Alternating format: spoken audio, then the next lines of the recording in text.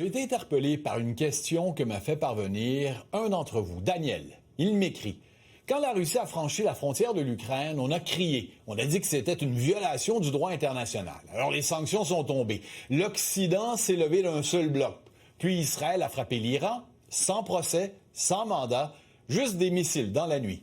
C'était aussi une agression. Ça aussi, c'est écrit dans le droit international. Mais cette fois, les mots ont changé. On a parlé de défense, de précaution. Le droit était devenu flexible, à géométrie stratégique. L'Iran a riposté, on l'a blâmé, et maintenant les États-Unis parlent d'entrer dans la danse. Une autre guerre en préparation, avec l'Europe qui acquiesce en silence. Alors je demande juste ça. Quelle est la différence entre la Russie et Israël? Pourquoi l'une est un monstre et l'autre un modèle? L'une viole le droit et l'autre l'interprète. Pourquoi les bombes ont-elles une nationalité morale? C'est une question qui fait réfléchir et qui mérite de mettre en parallèle et en contexte ces deux conflits. Je reconnais d'entrée de jeu qu'on suit de façon beaucoup moins critique la parade vers le pilonnage du régime des ayatollahs et de ses installations militaires. Il ne fait aucun doute aussi qu'on est tous menés sur cette voie par le premier ministre israélien Benjamin Netanyahou, qui finalement n'a pas laissé beaucoup de chance à la diplomatie pour mieux encadrer le programme nucléaire iranien.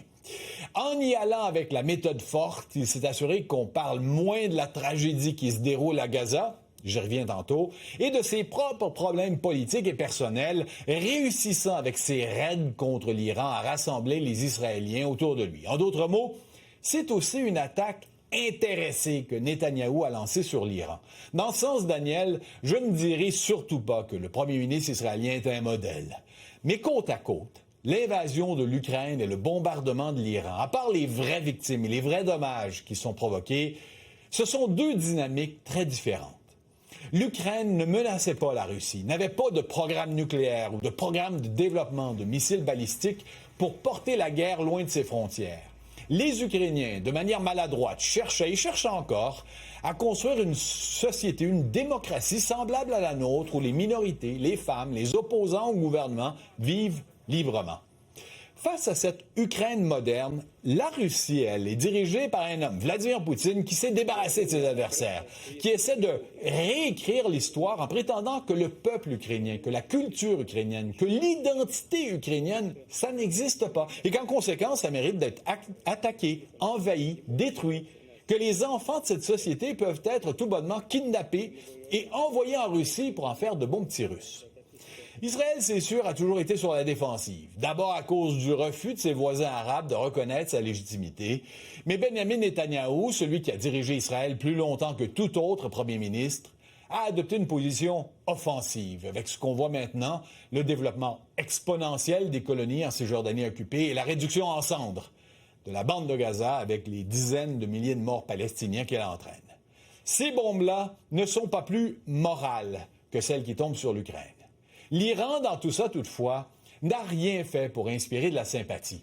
Elle a financé, équipé, formé des miliciens qui, au Yémen, en Irak, en Syrie, au Liban, dans les territoires palestiniens, ont maintenu l'instabilité, visé des civils, poussé la population israélienne à se radicaliser, à se méfier des politiciens qui promettaient des traités de paix et à choisir des élus toujours plus radicaux qui, eux, au moins, leur promettaient la sécurité. La Russie est une puissance agressive, l'Iran une puissance régionale déstabilisatrice. Si l'Ukraine avait les moyens d'Israël pour mettre la Russie à genoux, n'en doutez pas, et n'en doutez surtout pas, elle s'en servirait. Et si l'Iran ne propageait pas, par son extrémisme, partout au Moyen-Orient, ce qui se passe maintenant, eh bien, on n'en serait pas, comme vous dites au sujet des Européens, à acquiescer en silence devant l'anéantissement de son programme nucléaire.